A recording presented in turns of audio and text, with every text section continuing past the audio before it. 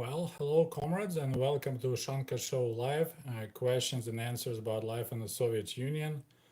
I wasn't sure if I would be able to do live show today, but fortunately, I have some time, so we can spend about an hour talking about life in the Soviet Union. If you have any questions, you can post it. I'm gonna try to put my big screen. Here we go, so I can read better your questions. So if you like to join, please join me.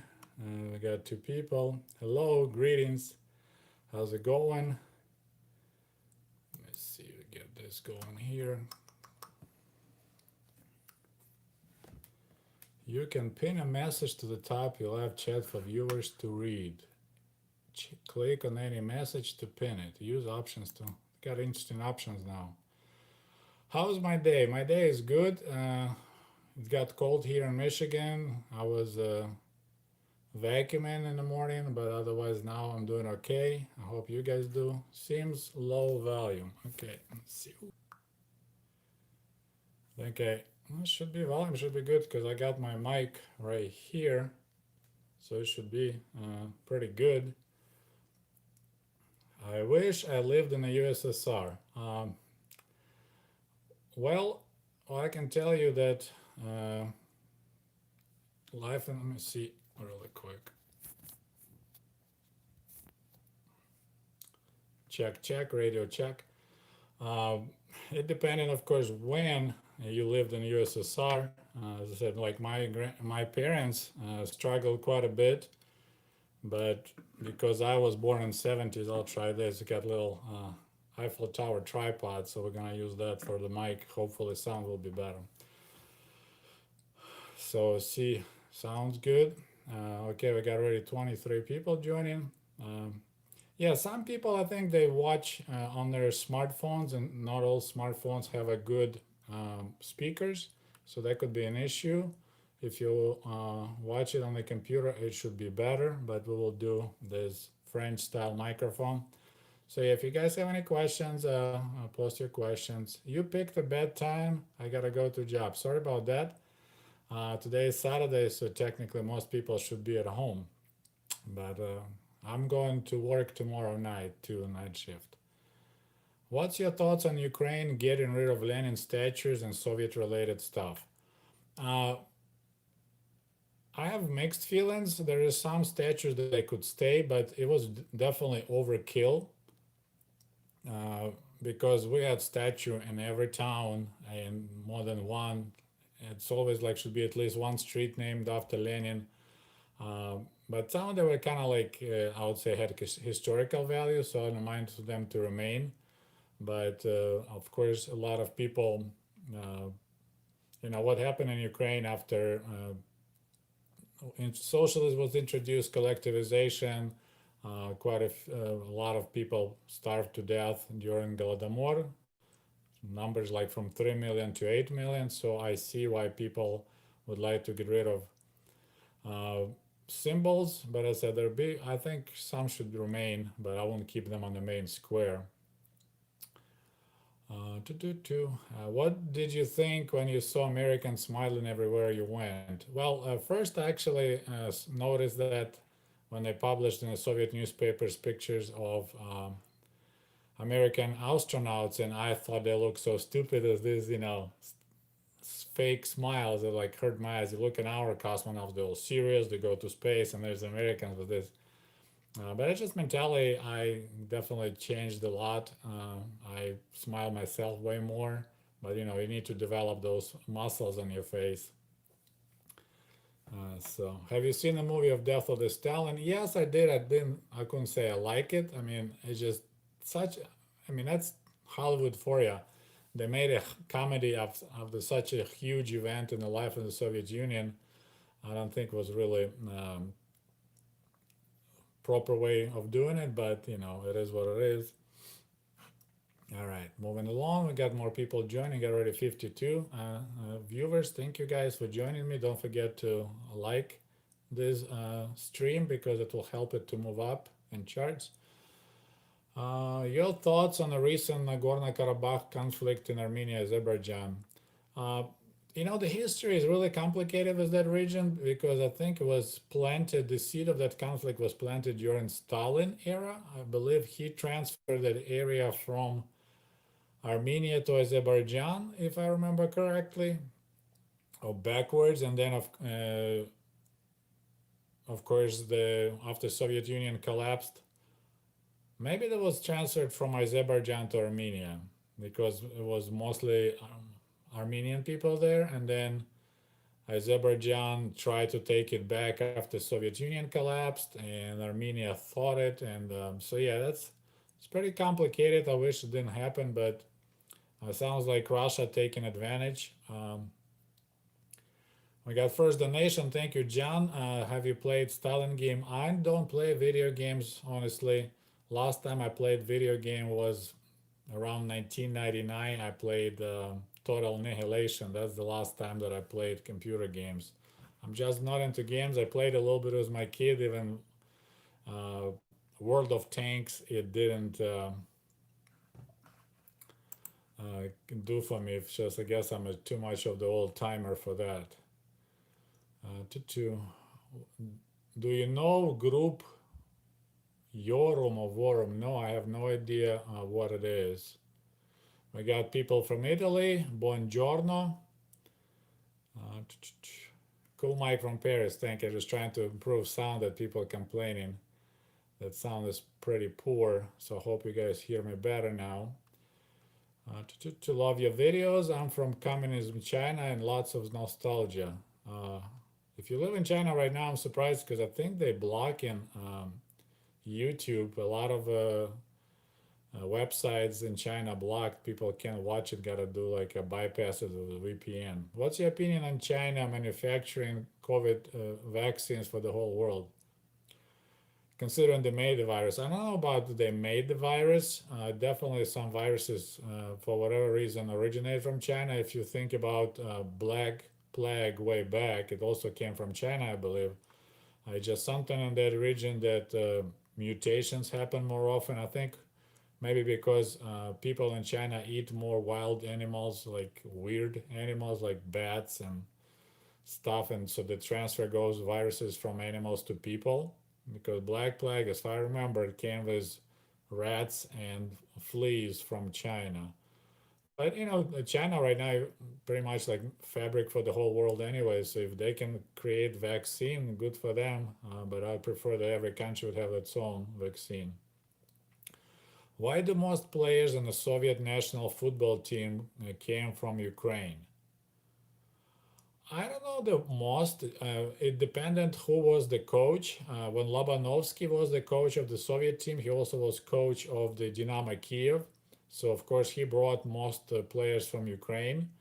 When we had different coaches, they brought more from their teams, just the kind of normal way.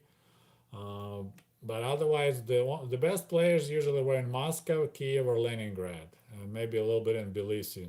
Famous goalkeeper Dasaev was from Moscow. Yashin was from Moscow. I don't remember which team. So in the last years of Soviet Union, because Lobanovsky was running the Soviet football team, soccer team, that's why I think. Have ever been any culture clashes or disagreements between you and your wife living together and raising children? Oh yeah, heck yeah, of course. I mean, I'm married for 20 years. Don't forget to click on a like for this video, guys. It's already almost 100 people. It'll be nice if we have 100 likes. That'll be awesome. Of course, we had a lot of, especially initially, like I brought some culture things from my own home, kind of like they used to wear shoes all over the house. Like they don't come and take their shoes off. That was driving me nuts. So we had quite a few battles about that. And, I could tell when my wife was mad at me, she would play Tom Petty American Girl like really loudly and sing it in my face. So I knew there's something going on that she tells me, hey, I'm American Girl, so don't mess with me. But now it's quite a few things and can say improved. She, would take shoes off and we walk in the house, uh, turn lights off more often. So it way better. Took a while to adjust. So it's a big challenge. There's a lot of cultural challenges in that. Okay, moving along. What did you think when NATO bombed Serbia and made Kosovo independent? I'm trying to think what years was it because I'm not sure where I was at that time because I definitely didn't pay a lot of attention to that. It was during Clinton era, so because I came to America in '95 and I was like back and forth at that time, I didn't pay a lot of attention. I was on my own survival team, survival mode, so I didn't pay. If people's life got better, but there was definitely a lot of horrible crimes against civilians. So I honestly didn't have any personal opinion either way.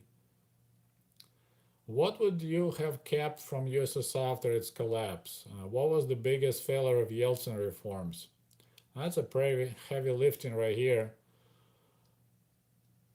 Well, if Soviet Union will spend more time, more money on developing infrastructure and taking care of its people instead of military building this, thousands of tanks, um, the May will survive. But I mean, I like the fact that the we didn't have a huge disparity. Oh, we got KGB files. Eduard joined from Ukraine. By the way, if anybody interested in KGB documents, you can subscribe to his channel called KGB Files. He makes videos and he's a historian digging through Ukrainian files that got recently declassified. So, like, I like school uniforms because kids didn't feel, competition. There's a rich kids and poor kids. So, and that part was less kind of drama. Uh, our medical service, I mean, was okay, considering it was for free, but it's hard to say. Just generally, life wasn't fun. It was really boring, and like you have this like parallel reality. What you see on TV, what you read in newspapers, and what's going on in life is like totally not connected. And I think that's why a lot of Soviet people were extremely. It's not the word skeptical, but like yeah, whatever. So we did like had our own life going in parallel with what official propaganda was pushing. So biggest failure of Yeltsin reforms, they let pretty much several people take over factories. Then let supposed to be there was privatization. Everyone was getting a chunk. We had the certificates. I'm planning to make a video about it because the same thing was going on in Ukraine, but it was all big scam. It's pretty much I don't know how to explain, but like government gave money. Anyways, they gave shares to these oligarchs of the factories, so they took over and then they bought back shares. Anyways, it was just big transfer of wealth. So those people got those factories next to not for nothing, and of course, like when you know that you did it illegally and if the government changes, you might lose it. They never invested in it. They were just milking those factories, running them into the ground just to might get as much as possible profit right now without thinking about tomorrow. I mean, so that's I think was the main problem. Okay, moving along. Let's see, we jumped here. What was the comedy and humor like in the USSR? Now I just watched recently a comedy, and actually I wonder if any interest. I'm thinking I can do a live show, like we can together uh, put a video on YouTube, and I can comment. Like we can pause, and I will do like commentary, not translation. I mean, I will do some translation, but mostly commentaries. Like, hey, notice this, notice that. I'm thinking about doing that. So if you guys think it might be fun, we can try to do that. I have another donation, so let me answer that question from Comrade Krillin. Were all businesses owned by the state like local bar? Were all prices controlled by the state? Yes, yes, yes.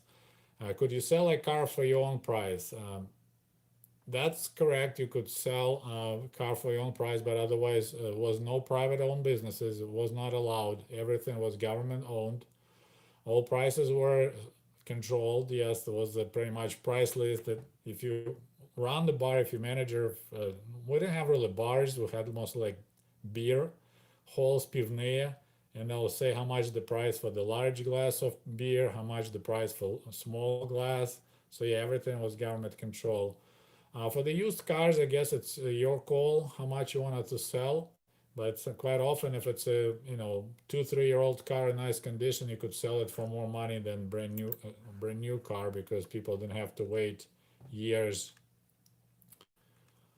Uh, was life in the USSR similar to Western propaganda? I don't know what was your Western propaganda, but there's of course a lot of I believe was a lot going overboard. Like I watched Moscow on Hudson, and that was too much. Like in Moscow, they didn't have long lines for toilet paper. Like Moscow was supplied really well. Now, if you go out in the country, then um, different. Okay, we got another donation. Thank you so much, Comrade AB.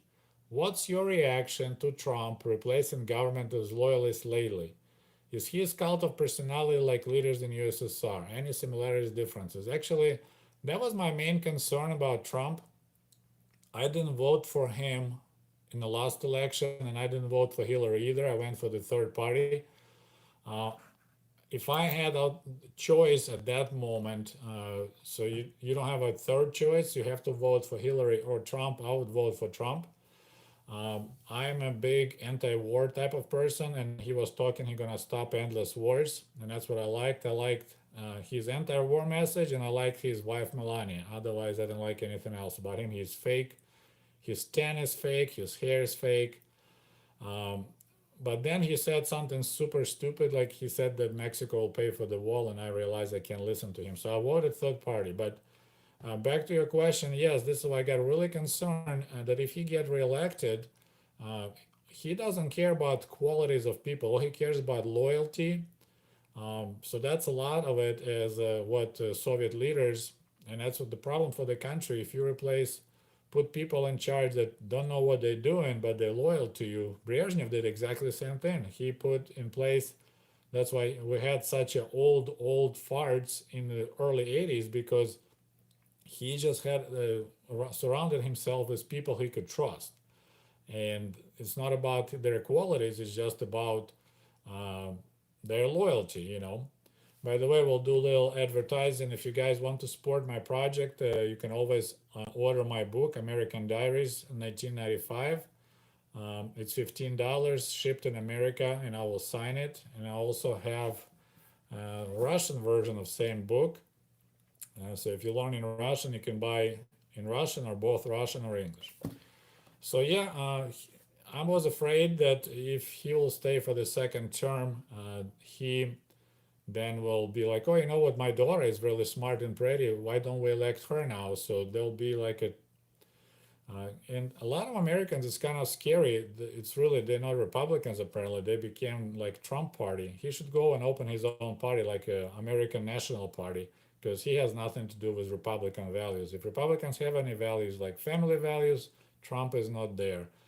Fiscal responsibility, Trump is not there.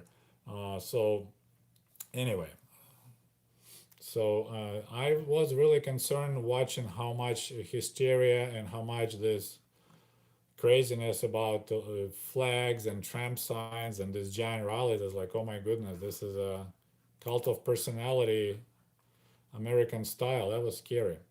Love the channel. We got Comrade Machno. I wonder how many of you guys know who Machno is.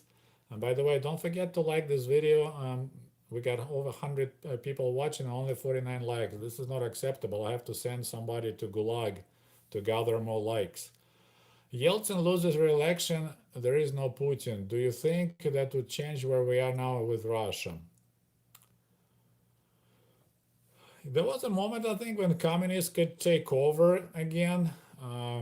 But, it's not just like one person deal. Usually, country, a lot of Russians got super worn out with those insane 90s when we had a lot of crime. And Putin presented himself as like crime fighter. So people were so happy. So he brought stability, and that stability was the major kind of thing. Like, yeah, he brought stability. I'm not sure if Russia could go any other direction. It just, you know, Soviet Union fell apart pretty much because of Yeltsin, because he wanted to get rid of Gorbachev. So there's a secret Belaverskaya Push agreement between Ukrainian leader, Russian leader, and Belarusian leader. That's when I signed off that Soviet Union is gone to get rid of Gorbachev.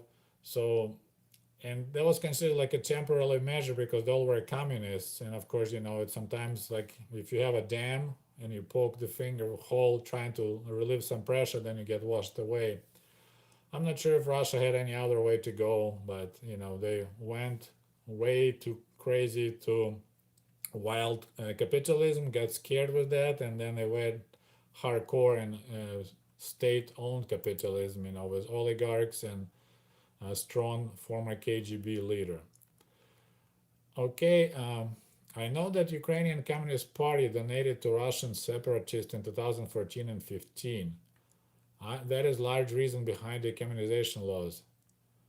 I'm not sure when Ukrainian Communist Party was like they became illegal to be a communist in Ukraine. I said, but it unfortunately always goes too much one way or other. Uh, but Russian separatists, that whole story, that's basically it's a hybrid war by Russia. It started with Crimea. They got successful there, so they decided to see if they can keep on going and take over Ukraine, but it didn't happen. Would you and your family ever live in Ukraine, assuming money is okay, or your wife doesn't want to live there? That's exactly the case. I don't think I want to live in Kiev. I never like big cities. This is I like to live in Michigan where I live. It's kind of like more out in the country, but you have all the conveniences, air conditioning, running water, everything like that. And I might personally be okay to live in like out in the village where my mom lives, but I'll have to do quite a bit of improvements that she doesn't want to do. I would prefer to have running water in the house and maybe like even build brand new home instead of have old house and remodeling it. Can I climb on you like a eucalyptus tree? I'm not sure what that question means. Okay, we're moving along. Don't forget to like this video. What do you think about Russians who want to go back to the USSR? Depends on their age. People who never lived in the USSR, it's easy to talk about it because I'm thinking about all those years of my life that I spent in lines waiting for different goods, waiting for bread in the village, waiting in line to get to see a doctor. Uh, what price would you put on those days and years of my life that I spent getting basic services? Uh, I don't know. If you want a low prices but empty shelves, you can try. I think once you get a little flavor of it, people would. I don't think they would wanna. It definitely was comfortable to be poor in the Soviet Union. So if you're poor and you struggle in capitalist society, you might enjoy being in the Soviet Union. But then when you realize that it's just really gray, really dull, and really boring, then that's one reason I think why a lot of people were drinking in the Soviet Union. Was there sex education? Absolutely not. We had no sex in Soviet Union and no sexual education. It was all done by trial and error, right? Like you just poke and learn the ways. What did little Sergey want to grow up to be? This is one of the sad things, and I never knew what I want to do when I grow up. Now, looking back, and I'm having a YouTube channel, I wrote books. I would never imagine that I'll have my own book and it's for sale on Amazon. I should be brave and try to go into journalism, to go to college in Kiev to be a journalist, but I was too much of the chicken. It was hard to get there, but I was writing like stories when I was a little kid, so I wish I did that. Unfortunately, as I said, I wasn't brave enough. That was my, I think, biggest mistake, and my parents kind of My mom helped me with homework when it needed, but they never was like doing any influence or pushing me in any specific direction. So unfortunately, but I mean, it's better late than never, right? I'm almost 50 now, and I'm creating content. How about that? Have you been to that UPA underground restaurant in Lviv? UPA, it's Ukrainian, like Povstanchiska, so that's a freedom fighters army. No, I never been in Lvov. Period. Unfortunately, I had no interest of traveling around Ukraine much back in my days. All I wanted to go to the village and go mushroom hunting and fishing. So yeah, I never been. I heard about it, but I never been in Western Ukraine at all. I would like to explore Carpathian Mountains and other areas, but yeah, my parents never had a car, and so we never traveled much when I was in the Soviet Union. Do you know? We got another donation from Krillin. Спасибо большое. Thank you so much. Do I know Veronica? I honestly don't know any other bloggers. Veronica, Ukraine YouTuber from Michigan. From Michigan? Nope. I might need to look her up. But no, I don't know. The only bloggers that I talked to was guys from Canada that run the channel Cold War. I went there. If you follow my channel, you should know about it. I visited them, had a couple interviews. They made some videos with me. I also uh, talked with email. I forgot. There's a car YouTube channel from Tennessee, I believe. He watches my channel and recommended me a couple of times.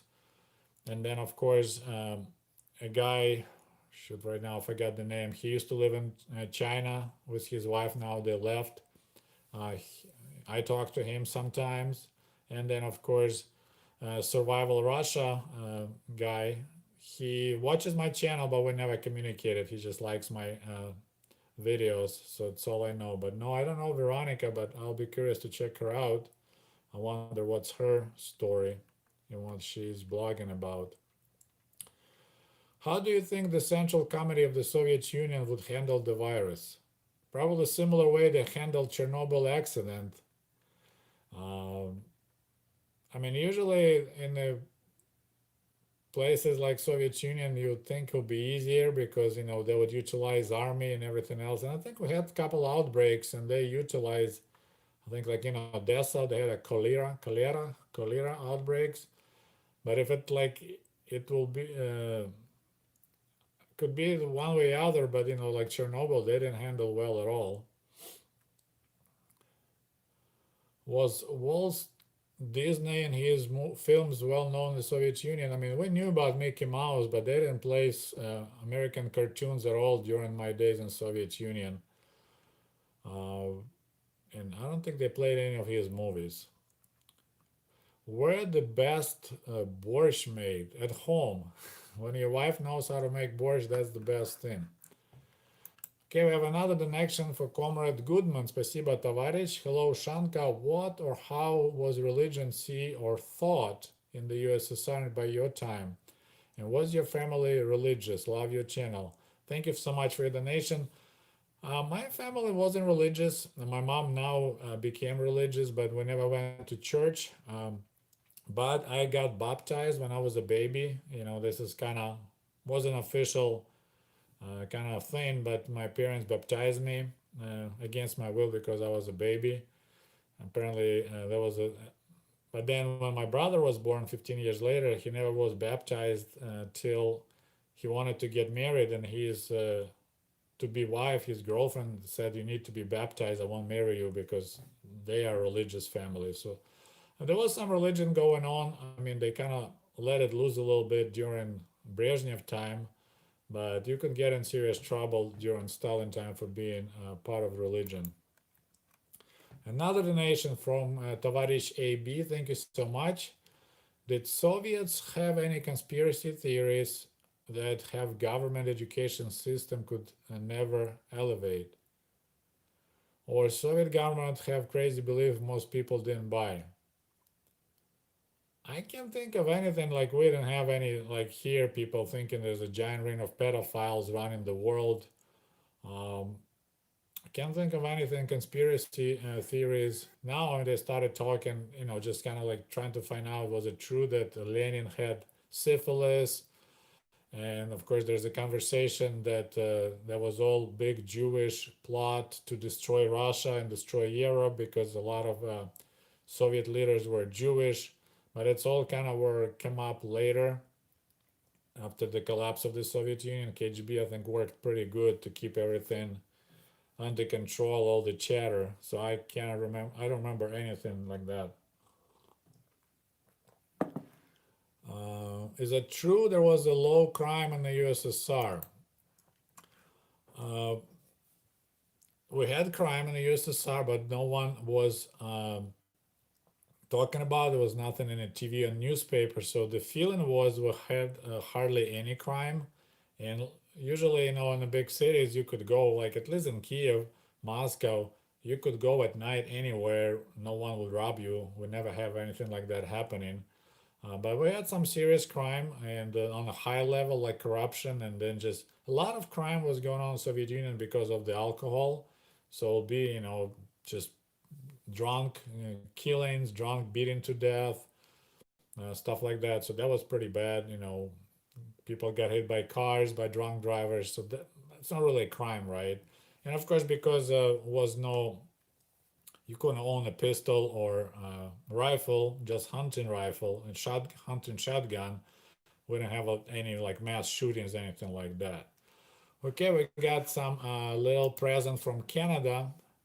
Persona Grata, just want to say thank you for your content. Thank you so much for your support. Appreciate it. Thank you, Canada. All right, we got 120 people joining me. Thanks so much. Sorry, I didn't do any advance notice. I wasn't sure I would be able to go live, but it worked out. So thanks for joining me.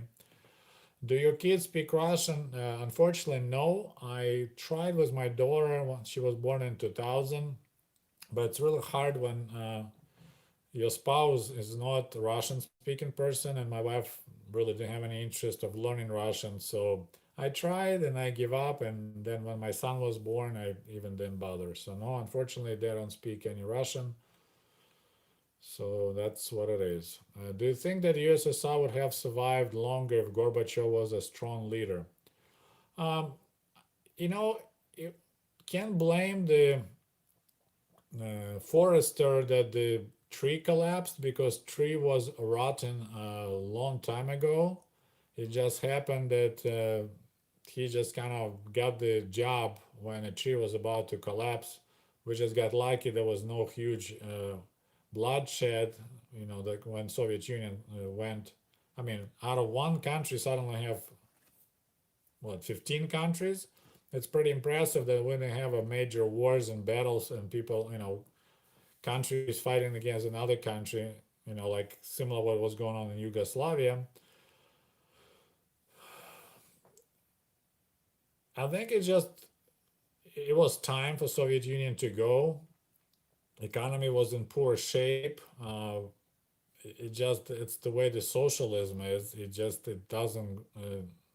If the government doesn't spend money and pushing, it's not growing at all. Like in America, greed runs a lot of things, right? You want to be a millionaire, so you come up with new equipment, you work for somebody, and you're like, oh, I can make something better. So I will open my own company. Nothing like that existed. So there was no initiative from people. What the point to take, make something new if you don't make any extra money? It's just going to be more extra headache.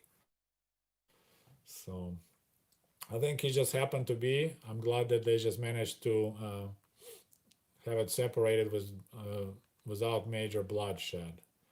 How long was the confinement in the USSR during the Chernobyl incident? We really didn't have any confinement. We actually had a May Day parade on May 1st. People were outside marching on the worst day it's possible in Kiev. It was polluted so bad. Then they had some bike race in Kiev, so there was no confinement. They just, unfortunately, that's how the Soviet government handled. Thoughts on Alisa Selezneva's series? I honestly, I wonder if talking about her books or movies. I just discovered today, and I don't know how you know. I think you're spying on me, but I was just checking on YouTube. Apparently, there's more movies with Alisa Selezneva. I don't know about it. When her movie, I forgot the name, but it's about Mia Lafon in future, and she's coming from the future. That was a big hit. That was awesome. Like old every boy in the Soviet Union fell in love with Alisa. Okay, we got another donations. Let me see. For some reason, YouTube they don't show me here. To apologize. Let me see. What was the question? Is it gonna pop here? It's learning these modern technologies. Okay. Can you compare USSR with other Eastern European bloc countries? I'm actually planning to make videos.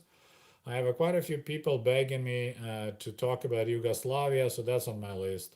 I'm planning to make a video about Poland and Soviet Union relations. That's on my list. I'm planning to do another video about China and USSR comparison. That's on my list too. Unfortunately, just it takes a lot of time to put the video together and get information.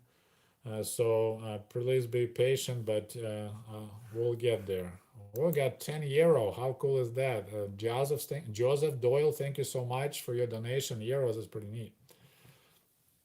I used to sell stuff on eBay, and that was when the people send you cash out of other countries. That was pretty awesome. What's your thoughts on Ukraine and Russia claiming Cossacks and Saint Vladimir? There's no others because two groups were one and broken apart. I don't know about any arguments, but Cossacks movement started in Ukraine on the Dnieper River, and they were like a Ukrainian militia, kind of, I guess, fighting mostly against Tatars because those guys were coming from Crimea and taking people as slaves and robbing villages.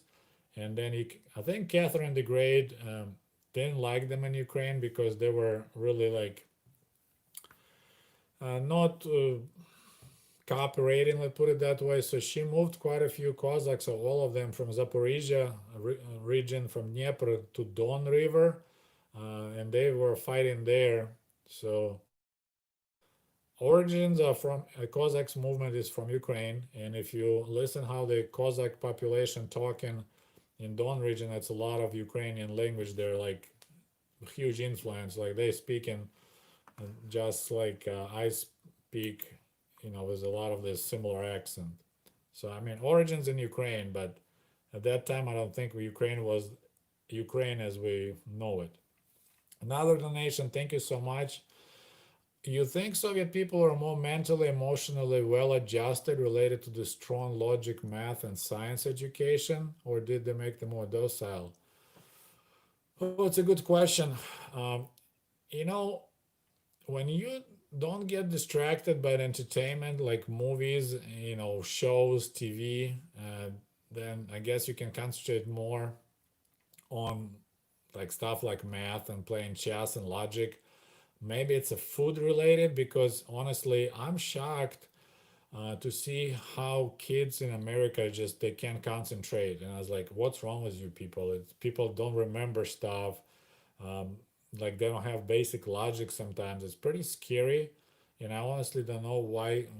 I mean, something happened to the brain or there's maybe multitasking. Like I'm very horrible with multitasking. I can't do it. If I'm doing something, I have to do only that. If I, for example, work on my YouTube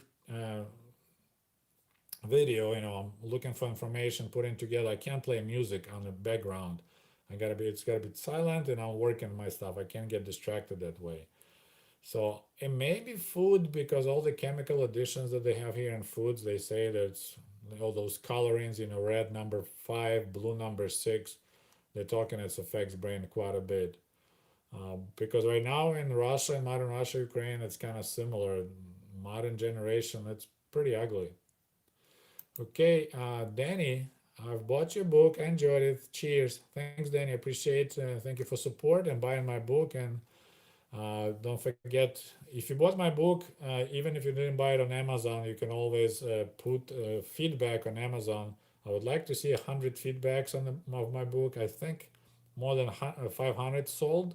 Right now, it's only 65 feedback. So if you bought my book, please don't forget to go on Amazon Spend a couple of minutes, concentrate, turn the music on, turn TV off, turn the music off, turn the TV off, and write your feedback.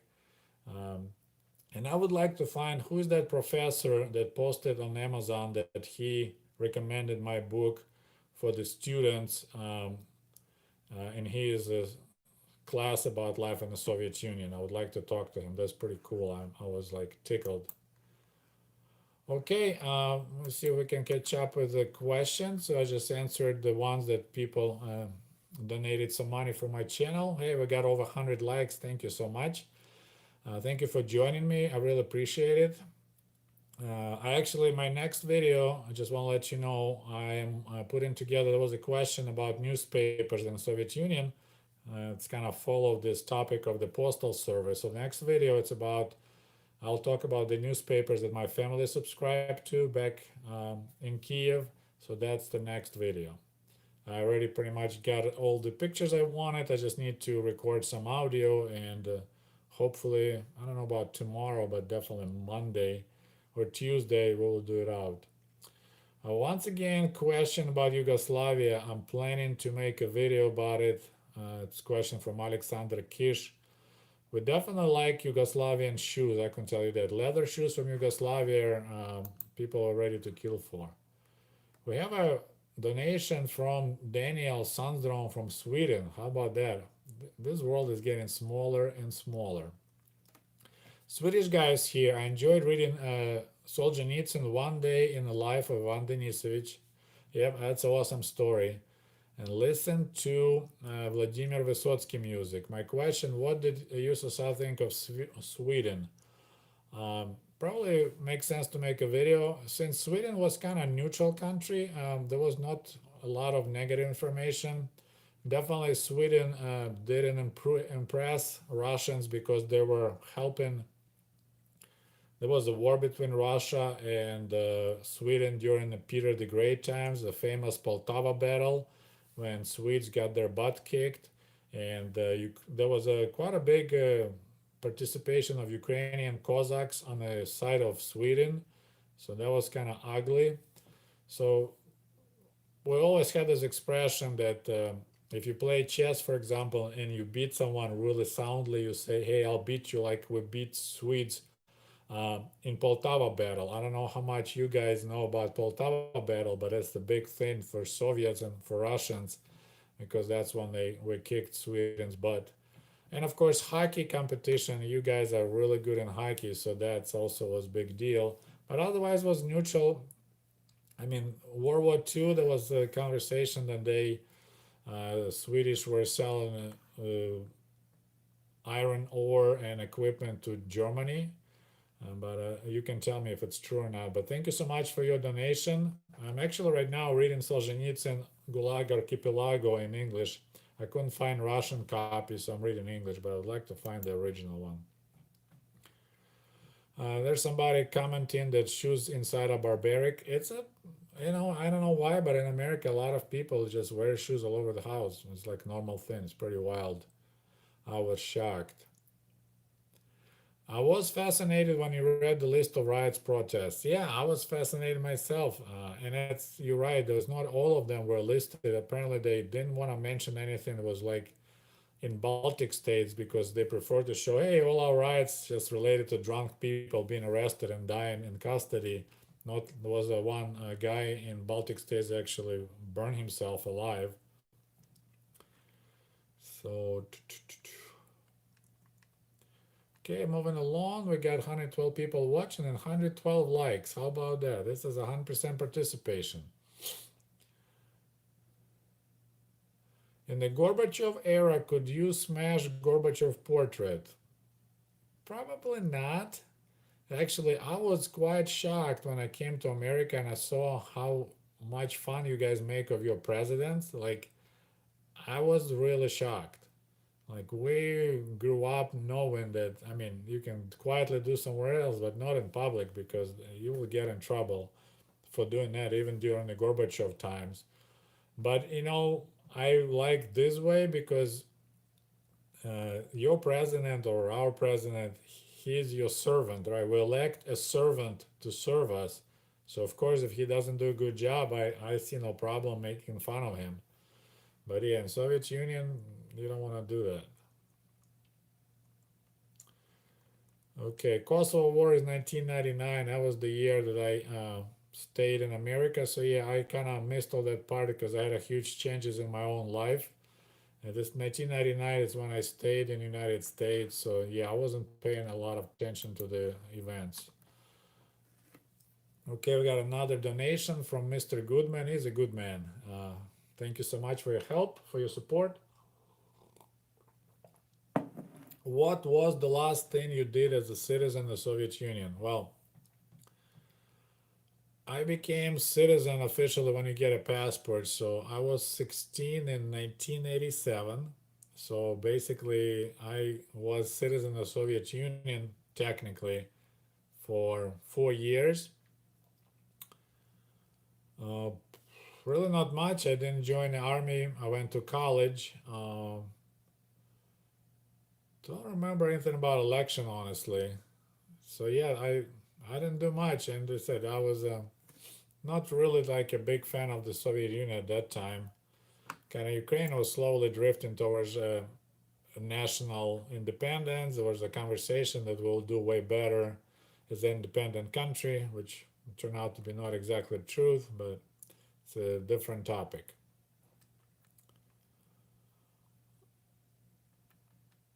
Okay, how the Soviet Union view Yuri Bezmenov? Honestly, a lot of times people mention his name. I have no idea who the guy is. Apparently, he's a KGB traitor who went to West and betrayed his country. So by doing that, of course, there will be nothing good about him. But usually, Soviet Union didn't advertise much. Those what was the expression turncoats or traitors. So I honestly don't. I didn't watch his videos. I don't know much about him, but apparently he had something on YouTube you can watch. Have you seen the greatest Soviet era war movie? Come and see. I wouldn't call that movie the greatest Soviet era war movie. We actually found it horrible, and no one wanted to watch it back then when it came out. They actually the reason I watched that movie because they said, okay, we don't have a class, we're going to the movies. They took us to the movies and watched that movie for free, and I hated that thing. I mean, I was not sure what year it came out, so I was there. I don't know, maybe I was 14, but it was just too gore. It was just horrible. So in Soviet Union, it flopped. I mean, it's like one of those project movies that maybe it's getting like wine. It's getting better with years, but when it came out, no one liked it. It was way too gore. It's just horrible. This there was never movies mentioning raping. So when it's like this girl got raped there and walking around with the whistle in her mouth, and I was just horrified, and all of us. I mean, we weren't ready for. I mean, when you're like young teenager, you want to watch the movies war. It's you want to see something like more like tanks shooting, killing Germans, but not that. Yeah, it's said. I never thought it was the greatest. It was really controversial. I would say that. Okay, we have another donation. Thank you so much for your support, Comrade AB. Many Estonians, Poles, Ukrainians were against the USSR and defected here. Was that communism or Russian hegemony in both, in your opinion? Was that? Well, we definitely had an issue with Russification. I mean, I personally kind of grew up Russian speaking Ukrainian. Uh, but, for Estonians and Polish people, it was way harder because it was like more recent. I mean, Ukraine was under Soviet rule since 1920 or something like that. So they pretty much Stalin wiped out anyone who was against the USSR if you didn't run away in time. So when my time came, there was a little intelligentsia resistance, especially from Western Ukraine. But Baltic states, yeah, they were just fresh, to put it that way, joining the socialist team. So they still remember their good life before Russians or Soviets showed up. So I see why they were not happy. And I remember these conversations that if you in Baltic states, you better speak Ukrainian than Russian because they will refuse to serve you. Okay, moving along. What do you think about the Ukrainian war? Well, it's not really Ukrainian war, it's the hybrid war, so called. It's a hybrid war when Russia uh, started aggression against Ukraine, but they don't use regular troops in that meaning. It's just, uh, but it's a so-called hybrid war. It's not a civil war.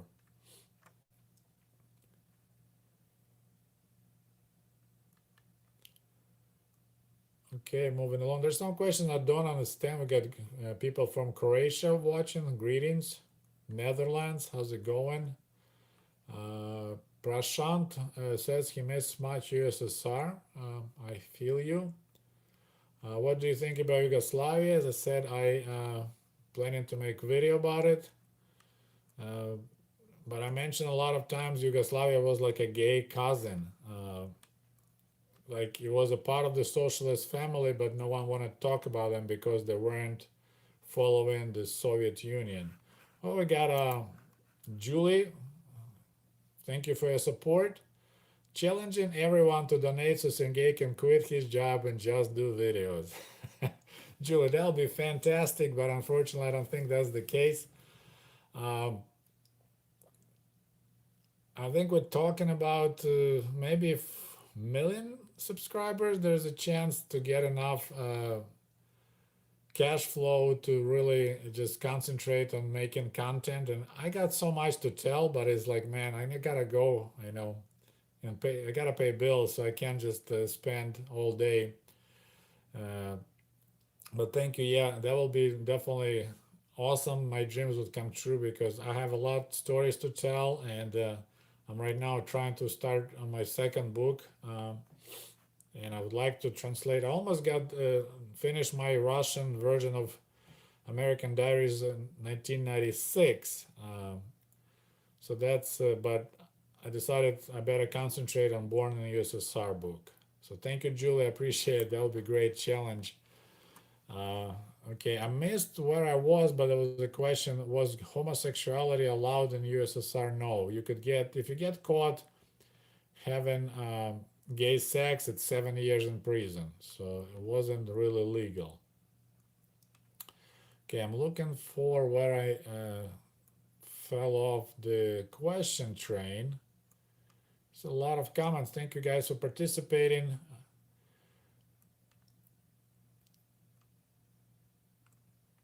Almost there.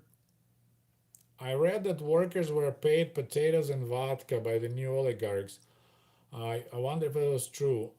I don't know about potatoes and vodka, but vodka, yes, if you work at the alcohol factory, we had this horrible crunch of cash.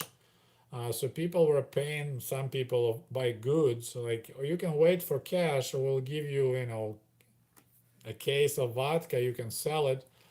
I actually back in the early 90s, I helped one lady. She got paid by 10 hair blow dryers, right? Those little blowers. That's where factory was making it, but they had no cash, so she brought home, and I helped her to sell it. People were paid by with socks. So whatever you manufacture, that's what. Yeah, that was a period of time when um, that was pretty bad on that. Okay, so I'm not in where I was, but I was just gonna start answering.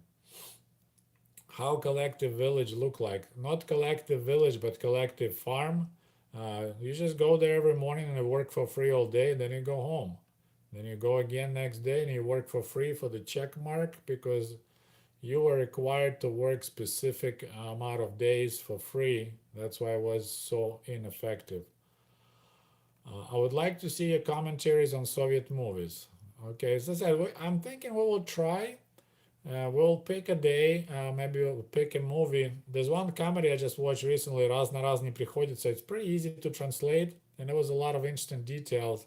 And we will try, like you guys put it on your screen, I'll put on mine, and then we'll just say, okay, pause, and I will talk about it. It wasn't be translation, more be like discussing the movie. Okay, got a donation. Thank you. We're almost at $100 donation, so that's a great support. Thank you so much, you guys. I really appreciate it. Is there any social safety net you think America lacks? ridiculous compared with Europe, even USSR.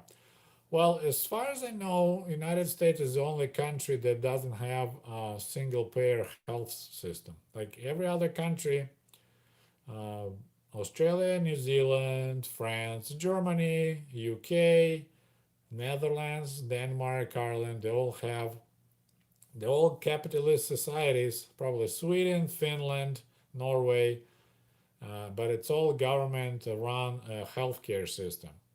So all those countries, for some reason, decided that private enterprise doesn't work really well in healthcare. And as far as I know, in America, we spend the most amount of money on healthcare with the worst results. So some things just we spend more money than the rest of the world combined on the military and Pentagon, but we can't afford to pay for our people for their medical services so they don't go bankrupt. I actually just had a guy at work. He hit a deer on his motorcycle. A deer won, and he spent 11 days in the hospital, and the bill was $110,000. Unfortunately, he had insurance, so he had to pay only like $7,000 out of his pocket. But for 10 days in hospital, $110,000. That's insane. And it could be way worse than that. So it's definitely, I think this is a big, and I'm not I understand why we have such a huge fight. Like, why don't you send instead of arguing and yelling at each other and say you're trying to introduce socialism? Why don't you send a commission, send people to Canada, talk to them, see what how they're doing in the medical field, send people to Australia, send people to New Zealand, let them talk to them because they have a little differences, right? Some of them have 100% government, some have like private and state owned. Let's talk to them, make conclusions, see what they do, when they lack, when they good, and then decide, okay, it looks like it works, or because definitely what we have right now, it doesn't work. It got so much. I mean, everything is so expensive, it's insane.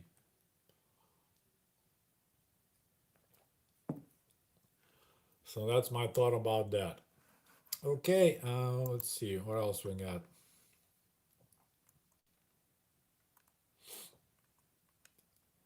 How come Moscow right now has the most number of billionaires in the world? Because 80% of all cash flow in Russia is in Moscow. 80% of all the money, the way the system is there, all the taxes, everything, all the money from oil, selling oil, minerals go to Moscow first. So that's why it's so rich, but then the rest of the country is so poor. More questions about Yugoslavia. I guess people. I've never been in Yugoslavia, unfortunately, but I'm planning to make a video. Favorite Andrei Tarkovsky films? I didn't like his movies. They were too. Maybe I'll need to watch them again when I got older. But when I was young, I tried to watch Picnic на обочине with the Strugatsky story, and I loved the book. I hated the movie. It was just way out there. And we got discussion about events in Ukraine. We talked about collective farms. We talked about potatoes. Once again, I got Yugoslavia. Hi, Sergey. I like seeing your videos. I believe you bring a very balanced view on USSR. Thank you. I see a lot of comments that I'm socialist. I see a lot of comments that I'm capitalist pig. So I guess I'm right there in the middle on the edge of the blade. So I'm glad that you like my show. Thank you. Did you see movie Boomer? Of course I did. Uh, it's a good show to see how the things were in 90s after Soviet Union collapsed. So yeah, it's a pretty good show.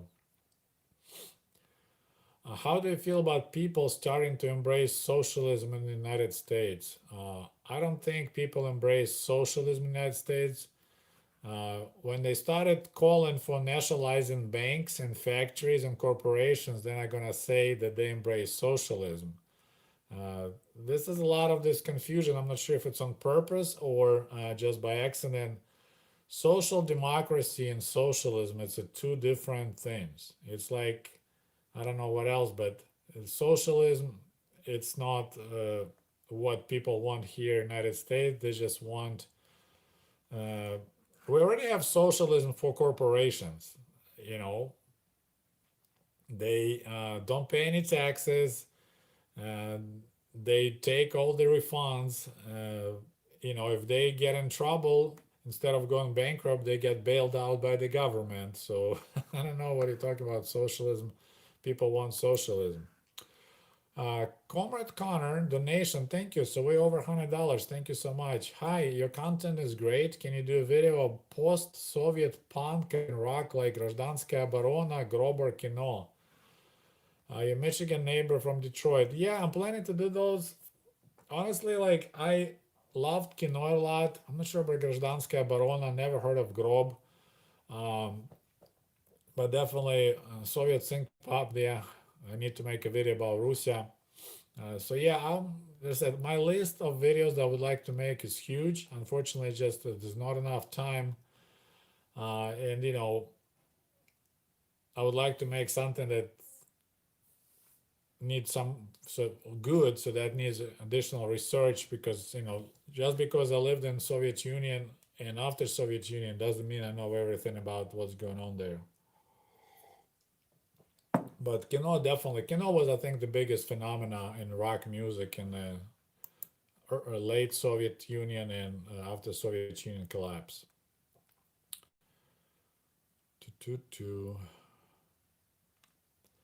How impressed were the Soviet people of Buran space plane and Mir space station? I think it's like right now with Elon Musk and SpaceX, we got so into it was just yeah, we are doing really good in space. Buran, of course, was impressive, but it was a one-time deal. I actually have somewhere a newspaper I cut out from the newspaper about Buran flight, so that was really cool. But it was just like they did it once, and it was over. But yeah, definitely Soviet Union uh, spent so much money on the space programs, and then of course we learn how to make toilet paper only in 1968. So the priorities is definitely, I mean, everyone was proud of our successes in space, and then people were plowing fields with horses like my grandparents and chopping firewood to stay warm in the winter. So yeah, that was a pretty bad. Okay, Mr. Goodman, thank you so much for your support. Another donation, thank you. When you were a kid and now as adult, ever think Western Europeans look down at Eastern Europeans before and after of the Soviet Union collapse? I never met foreigners in my life till 1986. I think I was at that time in St. Petersburg, Leningrad at that time when Chernobyl happened. And it's the first time I actually was close to Americans. And I was trying to learn English at that time, so I came and I couldn't understand a word what they were saying. Those stories look kind of weird, like actually look like real Americans. They had cowboy boots and cowboy hats, and turned out they were from Texas. That's why I couldn't understand a word they were saying. Later, yes, when Soviet Union collapsed, like when I was in Poland smuggling vodka, I felt really like this attitude, uh, the looking down, like, oh, you're from Ukraine, yeah, whatever. Um, Similar thing I think happened in Germany, like Western Westies were looking down on Aussies, on Eastern Germans. So I just when I came to America, I didn't experience that. I mean, actually, if I would tell them I'm from Ukraine, there'll be this like deer in the headlight look like what? Where from? But if I say I'm from Russia, they're like, oh wow, that's cool. So for some reason, people I don't know, it's image or something that was so cool that I was from Russia, although I was from Ukraine. Okay, moving along. We answered Nagorno-Karabakh. It's just amazing how long those, I'm not sure why that fired up again, but definitely, like, I think Russia, for them, it's a benefit in either side. It's like way back when Iran and Iraq had the war.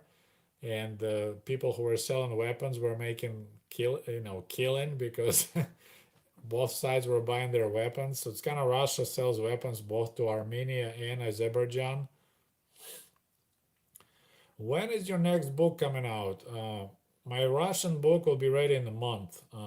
Working on that. Otherwise, it'll be a while. Uh, I just started writing my book, Born in the USSR. I'm only on the page 15. It'll be really long and very boring book. Just warning you.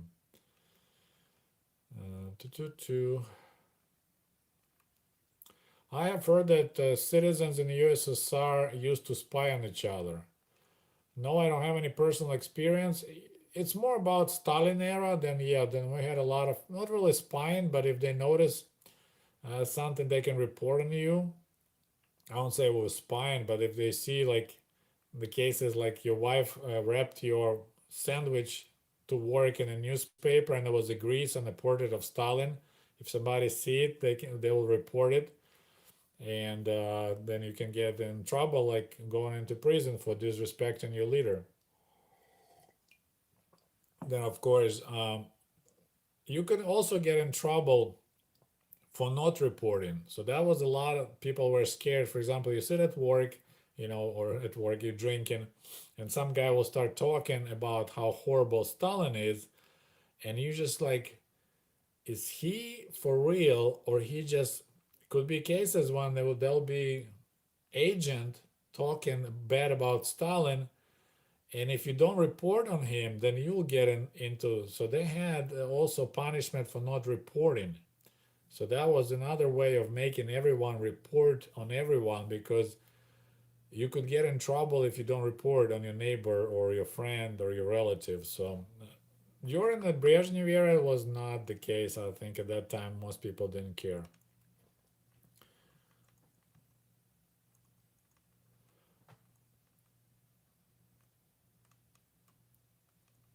All right, moving along. You don't have to like Trump or even vote for him, but if you don't want to be slave of the work corporate oligarchs, you have to vote against Biden.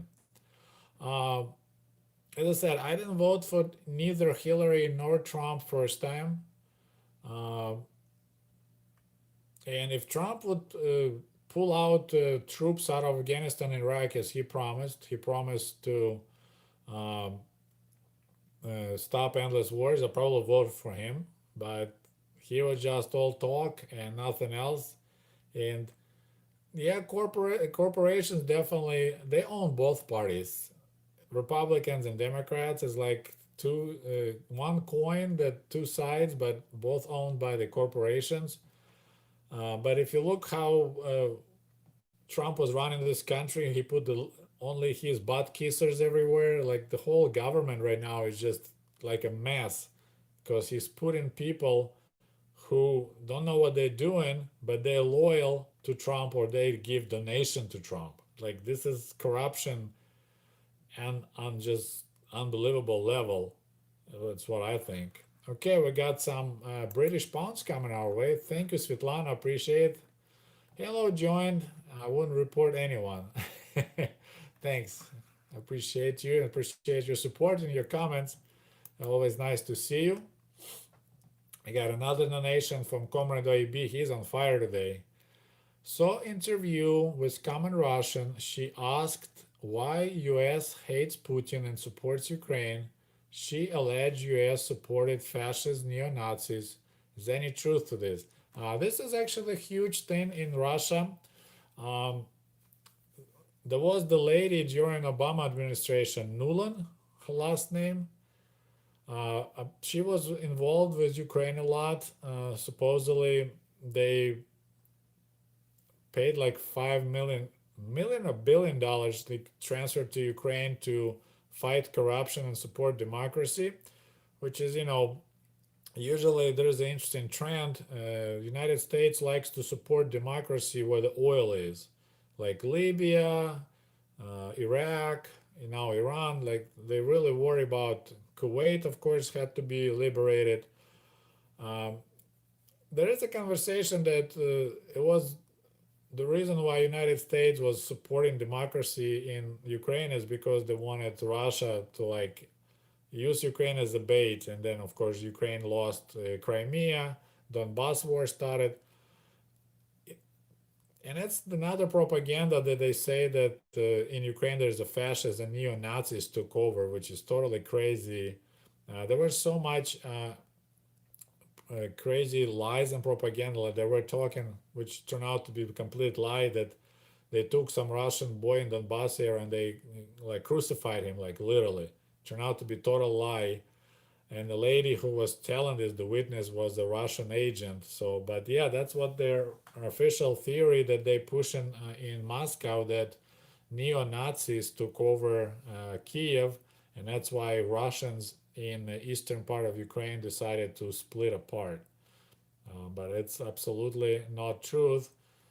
It'd be interesting to find out and make real investigation where the money went and what was going on in Ukraine. And I would like to have investigation into Biden's why Hunter Biden, with zero experience, became this high-paid board member. But if you look how it's always works in American politics, big corporations take kids of the government. I mean, they should investigate every senator in the United States and see what their kids are, and then we'll talk about it because it's a chronicle problem. $50,000 a month, Ukrainian company, they pay their people $200 a month, but for some reason they found 50,000. So there's definitely something there. But we can look in also China and see why Ivanka Trump got the successful brand register her brands in China while her dad was in China talking. I mean, this is big giant mess. But yeah, the Soviet TV propaganda is working really hard to convince Russians that there is a fascist regime in Ukraine. They said it was a coup, but then like, hey, if it was a coup, how come the dictator lost election and Zelensky became president? And then Russian democracy, Putin in power for what, 18 years. So anyway, all right, let's see what else we got. We got 123 people watching. Thank you. Looks like people coming and going. Once again, you can always support my work by buying my book, American Diaries. People like it. It's about my experience coming to America very first time in 1995. Was there a music industry in the USSR? Oh yeah, I mean I'll say industry, but we definitely had a music. Was one recording company called Melodia. So there's really not an industry, just one state-owned company that manufactured LPs or recorded tapes. Um, and we had composers, and of course every song. If you make an album, there should be some song that's singing how great socialism is and how great Soviet Union is. What's your view on Chechens wars? Well, this is first bells for the end of Russian Empire, I think.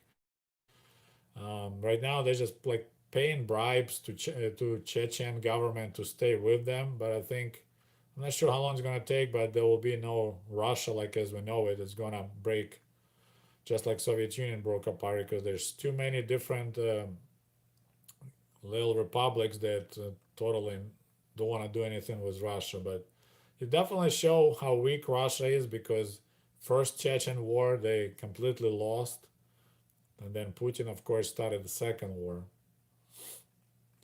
What do you think about Indo-Soviet Treaty of 1971? Honestly, I don't know anything about it. Moving along, we got people coming and going.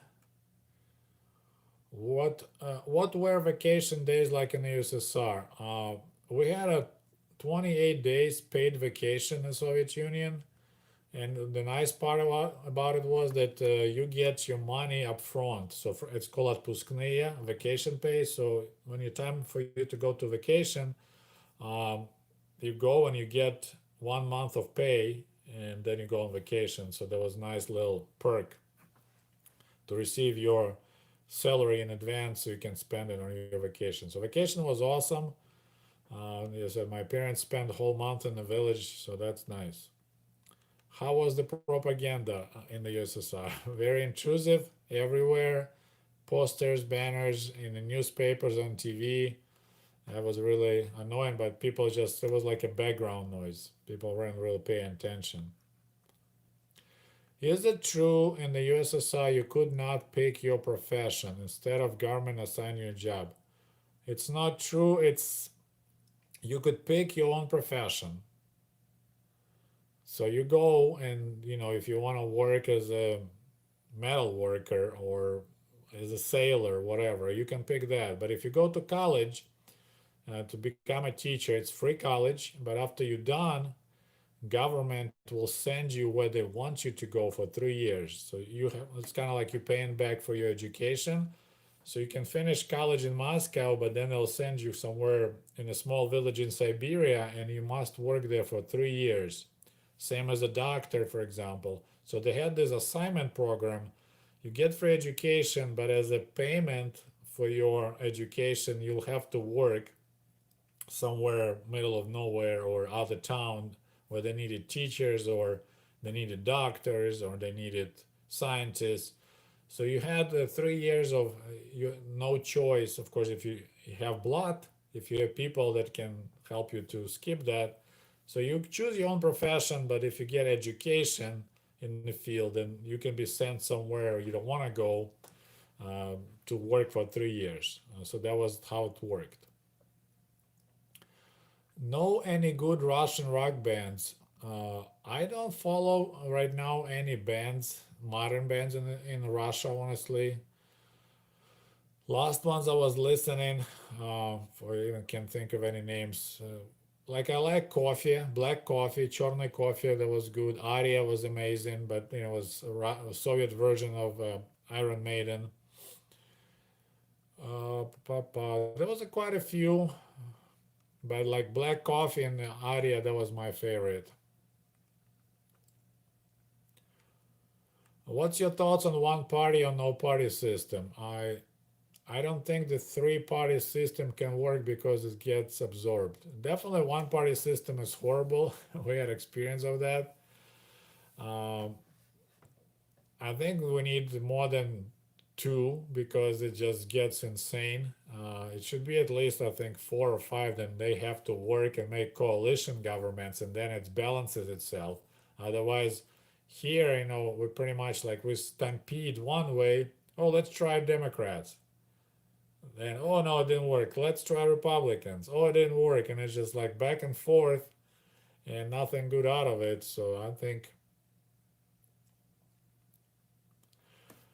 okay, next question actually from Eduard from KGB Files. Did you communicate with professional functionaries of Communist Party in the Komsomol? I heard they were all career people and none of them believed in communism. I honestly met only once a communist who was like really hardcore, still believing in communism and that we were marching towards communism. It was a father of one of my friends. Otherwise, I really didn't have much interaction. I talked to my school, Komsomol leaders when I needed to become a Komsomol member. I was told that if I want to go to college, I must be a Komsomol member, which is young communist. So that's the only interaction I had. And then later, that's one of my worst memories.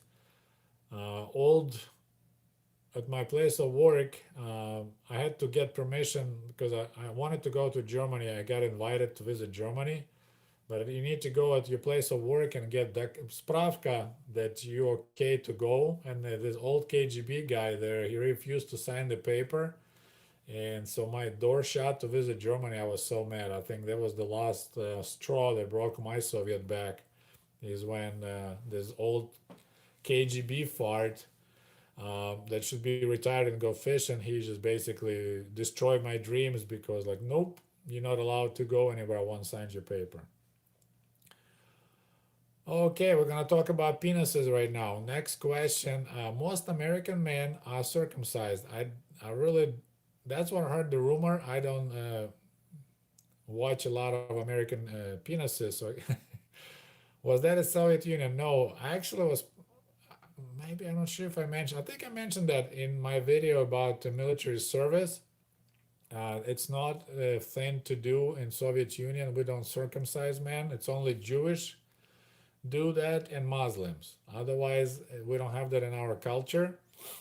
So no, we keep our penises intact, and we have a little hats we can put on.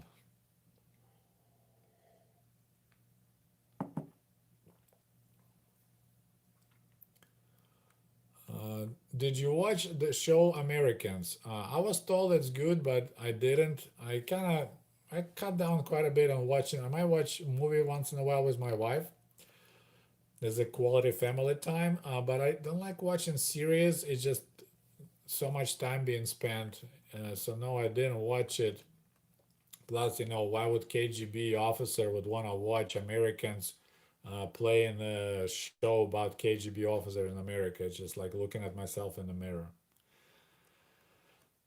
Have you seen how modern and beautiful Kazakhstan is? Why other countries are not as modern as Kazakhstan? Well, you're probably talking about the capital of Kazakhstan. I don't know if you're talking about the whole Kazakhstan. If you look at Moscow, how beautiful and modern Moscow is, but it's not represent Russia. I think Kazakhstan is quite similar. Their capital is definitely brand new, Astana, and it looks wonderful. But you might want to look some other like cities out on the outer edges and see how things go on there. Was canning pickling food to keep extra rations considered legal? No, anyone could can and pickle, and we pickled a lot. We canned food, and yeah, that was a big thing. Mushrooms, we pickled mushrooms. We marinated tomatoes. We pickled cucumbers. A lot, like making pickled salads was not illegal. Was everyone did it. You can pickle like pork fat, can it, salt and stuff, and you can it. Greetings from Wisconsin. How's it go?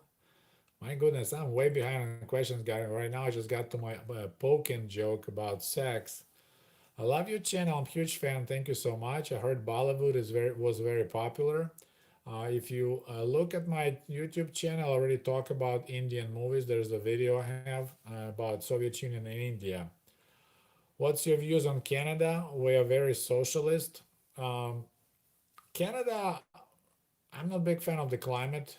It's kind of, I think, one of the reasons why Canada is not a like very popular with people to immigrate because it's just so much north. I don't know if you guys very socialist. I was in Toronto not long ago. It looked pretty capitalistic to me.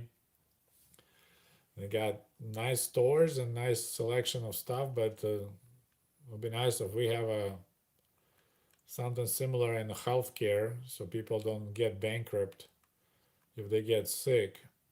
Like, at least like basic medical service. Then you can have premium packages if you want to get paid some money. Um, I recently met a female coworker who was born in Kyrgyzstan. She said that life in Soviet Union was a better with free healthcare, housing, and so on. As I said, it was better if you're poor. Soviet Union, life in Soviet Union was better. Um, I talk in exhausting detail about free housing. If you get it, it's awesome. If you couldn't, then it's bad. My parents lived in one room, shared one room with another family for 6 years, so they didn't enjoy free housing at all. And it was real struggle to get out and get some kind of improvement. As like both people are working. Picture if the guy who works for Boeing, because my dad worked as a spray painter for this Kiev aircraft factory.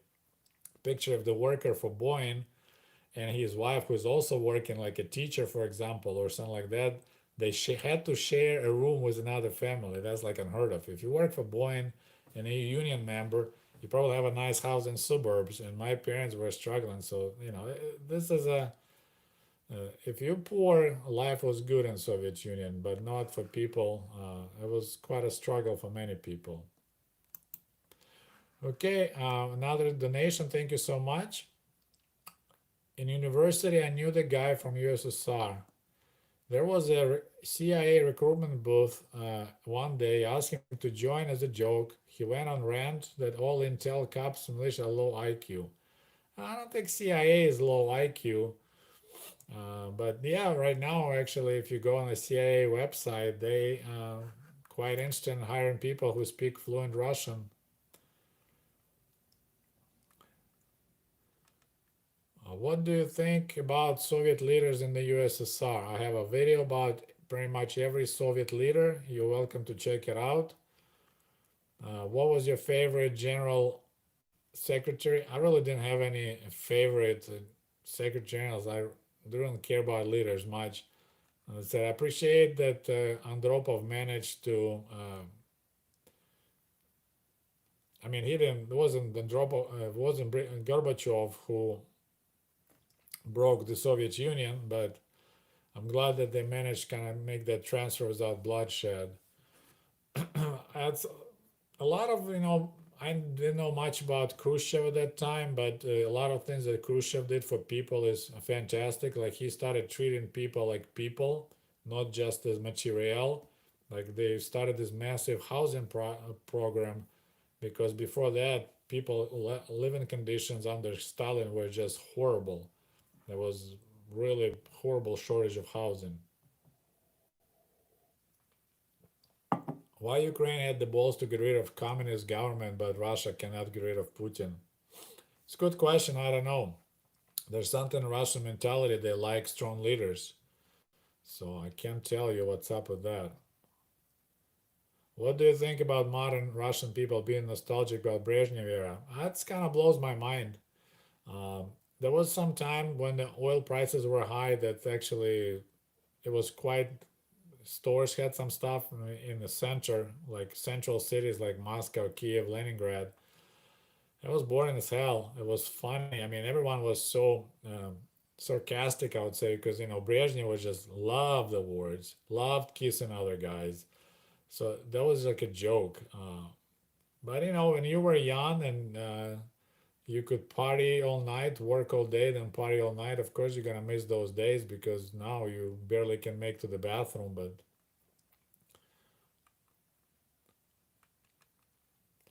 how reliable was electric service in the USSR? Work at the power company? Well, I lived in Kiev, capital of Ukraine, so our electric service was really good. I don't know about the villages. I don't think it was much issues. Electricity was pretty pricey, so people were watching their money and turning lights off. It's one of the things I learned here in America that people don't care. A lot of them just keep lights on all the time. We didn't have such a thing like turning outside lights on, and like why would you waste? If you need to go use the bathroom outside, then you turn outside light on, but otherwise you don't keep it on because it costs money. Were much of recreational economy USSR? No, we didn't have no bowling alleys. We had some ice skating rinks, but it's like if you play hockey, I don't think we actually had a public ice skating rinks. I don't recall any. There was if there would be ice skating rink, there will be for hockeys. So not much recreation where people had to entertain themselves. So they'll be or drinking or hanging out with friends or go fishing. Sergey, I would like to visit Russia soon. Do you know if Russians or those in former USSR have particular opinion of people from Ireland? You can get in touch with YouTuber. His name is Irish Partisan. He's actually Irish. He lives in Belarus in Minsk, and he will be a perfect guy to give you answer. I don't think we have any problems with Irish, especially since you guys were under oppression of British for so long. I think it's more like friendly attitude. James wrote, "Love your book, Sergey. Have you thought about writing the prequel chronicling your Soviet childhood?" Yes, right now I'm writing, started writing Born in the USSR, and that's pretty much, I want to write the whole story about my grandparents and my parents and myself all the way from 1971, like it's when I was born, till 1991. I said it's title will be Born in the USSR, so that's my next project, but it will be a while. It's harder to write in English than translate from Russian, but that's what I'm working on right now. when I have free time. Did you get any American movies on or TV shows in Soviet Union? Definitely not TV shows. We had some American movies. I watched McKenna's Gold. Uh, I watched Convoy. I went twice to watch that. Romance. Was it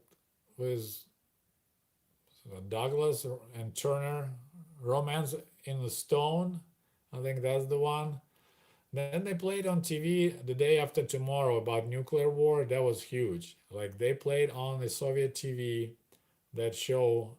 So that was interesting. I remember that was a quite experience. The whole country was just glued to TV. It's the first time ever they showed actual American movie on TV, not in the movies. They usually never show American movies on TV, just on the TV in the movie theaters. But a day, I think it's called Day After Tomorrow about nuclear war. That one they showed on TV. Somebody finally know how I look like. Yeah, that's me. I definitely look older than those pictures that I show on my YouTube videos. Speaking of Ukraine, what do you think about a group called Famine? I mean, they do this weird protest and they show their titties. I'm not a big fan of that, but this is what you do when you have a freedom of choice. My question, was it illegal to get profit from business? It was illegal to have business. So, of course, if you have business, you get a profit, then you'll get arrested. You're not allowed to have any business in Soviet Union. No private means of production were allowed in the Soviet Union. I just mentioned what the Soviets think of Ireland. We felt bad, especially, of course, because of the Northern Ireland. There's some conversation about serial killers. Yes, we had some people that were killing kids or killing mentally challenged people. So yeah, we had that, but of course, it was never on the newspapers on TV. Do you remember Chernobyl happened? I think you're a new person on my channel. I have videos about it. Yes, I was a 15-year-old living in Kiev, but definitely I remember Chernobyl. What did Soviets think about climate change? There was no conversation about climate change whatsoever. I never heard of it, never knew about it. There was no conversation about climate change in Soviet Union. Moving away. Did you ever listen to illegal X-ray records? No. The first time I learned about illegal X-ray records is from you guys. That was happening mostly like I think 60s. At my time, people already were smuggling LPs, and no, I didn't. I never heard of it. Let's put it that way. That was total news for me. You knew more about it. Did you ever listen to rock music in Soviet times? Of course. I already talked about it. Coffee, Black Coffee, Aria. That's two major bands that I liked. How popular was Vysotsky in Ukraine? Vysotsky was popular all over the Soviet Union. I personally didn't like him. I hated his voice. I didn't realize that you need to listen to words, not what he's how he sings, because like it's just a guitar and there's super grindy voice. I was wondering why people playing him everywhere. Was it an issue to date a Kazakh or Uzbek Tajik girl? Uh, I don't know. I need to ask people who live there. Probably was the issue because of the culture. I personally don't know anybody like mixed marriages in Soviet Union. The only mixed marriages we had were between Russians and Ukrainians. Have you visited? We'll do it till 3 o'clock and wrap it up. Started losing my voice. Have you visited any Soviet republics? I didn't travel much, unfortunately. I went to Leningrad, I went to Moscow, I visited Belarus a little bit, like Gomel, which is pretty close to our village. And I went to Azerbaijan in Baku. That was like 1987. So I didn't travel much, unfortunately. When you were young, for some reason, I had no interest in traveling in the Soviet Union.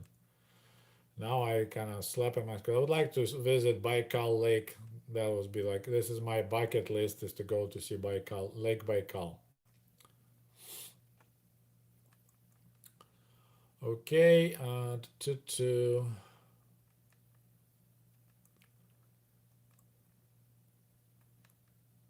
we have some new people subscribing. Somebody from Maine, USA just stumbled my channel and subscribe. Thank you for joining. Just go and watch. I think I have over almost 200 videos right now about different topics of the Soviet Union. I just answered the question about inter-ethnic marriages. They happen. I think Georgians and Russians married quite a bit, like Georgians girl and Russian guys maybe, but mostly no.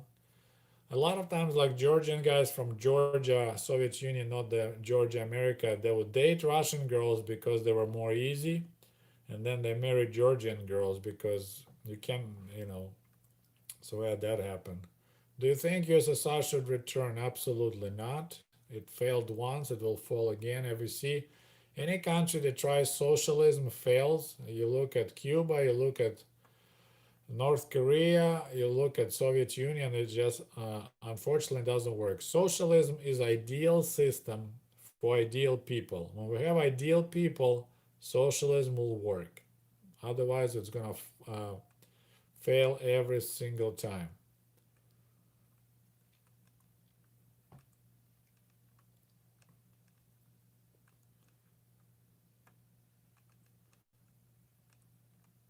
East Germany was probably the best off in the Warsaw Pact countries. If you look at their Trabant cars, I don't think they were the best off. I think Yugoslavia was the best. They had easy access to, they could travel to other foreign countries. And I think in early 1980s, Yugoslavia was for a while like almost China for United States. Like I discovered a lot of furniture made in Yugoslavia when I was in moving business here in America.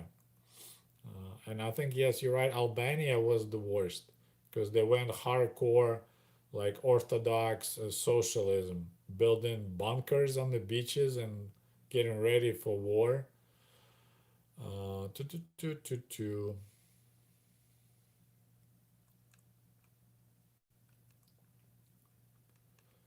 Can you tell us about Gosbank? So that's a state, Soviet state bank. Yes, I will be talking about that. This is on my list also. Moving along.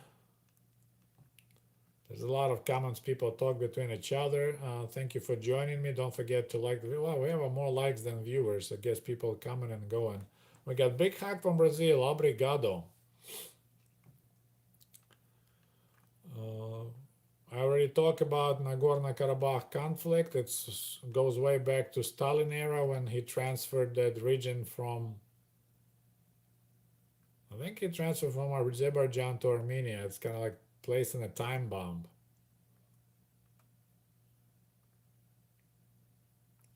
How does American job market and citizen finding own job compare with Soviet Union? People usually don't change many jobs in Soviet Union, and that was really not government didn't like when people change jobs often. There was such a term like litun, that when you hop from one job to another, that was not appreciated. So usually once you get a job, you because everywhere they pay you the same, so there was no reason to hop from one job to another. It's just pretty much if you can get a different job where you can steal better stuff, then you will change the job. Or if like when we moved, my dad had to find job because the other job was too far to go. So that was just he changed the job because it was something closer, but the pay was exactly the same. Sergey, did you ever see movie Asa? Long time ago. Totally don't remember anything, but yes, Pirimen changes Kinoplade, end of that. There's a lot of conversation between you guys, so I'm just kind of skipping through. I answered again about intercultural marriages. I don't know anyone who was like mixed marriage, like a guy is Armenian and a girl is Ukrainian.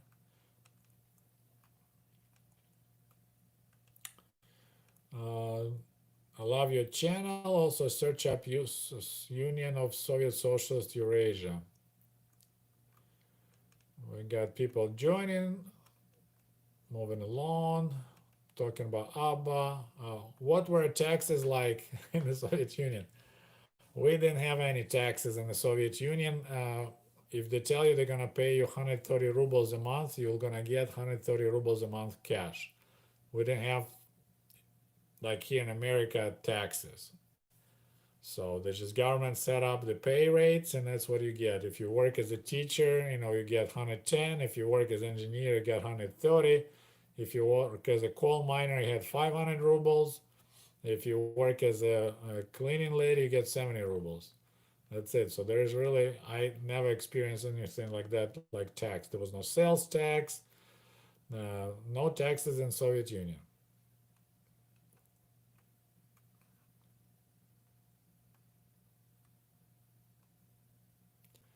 Somebody told me that actually I am multitasking. I read comments and I'm still talking. So I guess it is multitasking. But now it's like I couldn't play music and stuff like that. It's just.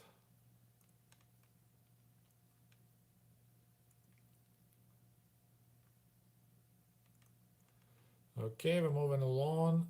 Mixed emotions in Ukraine. How about you? I said it when all those events in 2014.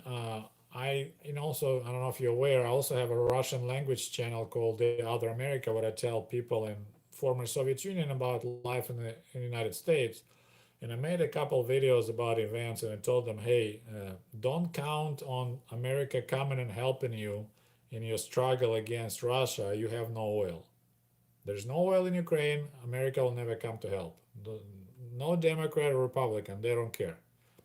Clinton, when way back when the Soviet Union collapsed, and remember, Ukraine suddenly became third biggest nuclear power because they had so many nuclear missiles from Soviet Union. It was really critical for America to keep to transfer everything to Russia, but Clinton wouldn't make sure that there'd be agreement and there'd be nothing that America guarantees Ukrainian borders being untouchable. They say so. They respect. They respect the borders, but they don't guarantee defense. So that was a what is that? The Slicky Billy or something like that. We got another donation from David Nunes. Thank you, David. Bolivia is socialist, and they're three times their economy in past 10 years. They empowered their oppressed indigenous populations. Socialism can work. Well, I guess we found a country which has a perfect people. Uh, if you study socialism, yes, it sounds really good because you know capitalism and the competition. It's all really messy. It's just kind of like this, bunch of things moving and they don't have a specific direction. And anyway, so we'll see how Bolivia will be doing. But I don't follow Bolivia, but it's interesting. Need to check it out. Okay, wearing shoes in house is criminal. I agree. Yeah, it was weird. It's a lot of people. Same like in Russia and Soviet Union. When you come in the house, you take your hat off. If you don't take your hat off, you're probably Jewish. Here, people are wearing hats too. Uh, okay, we're catching up here. Sorry, there's a lot of conversation between you guys. Did you feel more free in the Gorbachev era compared to Brezhnev? Oh, of course, absolutely. I mean, in the end of the years, like late 80s, it actually was fun. It became fun to live in the Soviet Union because finally newspapers became interesting to read. Like they started publishing stories about gulag camps and UFOs. So if you dig a little bit into statistics about how the newspaper exploded, like magazines, newspapers, it was so fun. Finally was interesting to watch TV because they started telling us stories which were interesting. Of course, entertainment, music, everything exploded. So yeah, there's no comparison. No, absolutely no comparison. The last years of the Soviet Union were actually a lot of fun. Like we started subscribing to more newspapers. Like, oh my God, I want this newspaper and that newspaper, and this paper has this series, and they talking more about. A lot of it was looking at our history, and then talking more about America. And yeah, that was definitely I enjoyed that part, so-called glassness, the openness when they started telling us real news, telling us about troubles. That was cool. That was really neat. So, anyways, don't forget to buy my book. Thank you. All right. Were Soviets scared of Ronald Reagan? It's funny. I think I mentioned that I remember when Carter lost to Reagan. Don't remember what year it was. I was born 1971, so that's like what 79. So I was about 8, and I was actually excited because I thought because oh, our propaganda was saying that Carter was pushing Cold War, and then it's like, well, maybe Reagan will change the policy and will be more friendly with us. And I remember being excited that Reagan became president because Cold War was scaring me. We have another donation. Thank you, AB. My goodness, you're really on the roll today. Thanks so much. During World War II, Stalin was portrayed as Uncle Joe. How did USSR paint FDR? He wasn't pained at all because he was a capitalist. The whole idea was that America really didn't help much in the war. Well, we have a different war, right? Soviet Union was fighting Great Patriotic War, which is just Soviet Union against Germany, and British and Americans were fighting World War II, different war. It's pretty much how the history went in our books. Uh, and I know that Stalin really didn't feel it to be called Uncle Joe. We were just mostly neutral about FDR, that he was weak, he was in chair, and then of course I think Truman took over from him when he passed away. That Truman was a really bad guy because they started pushing the whole nuclear bomb race and trying to tell Soviets that we're gonna bomb you. So yeah, I don't remember anything about FDR.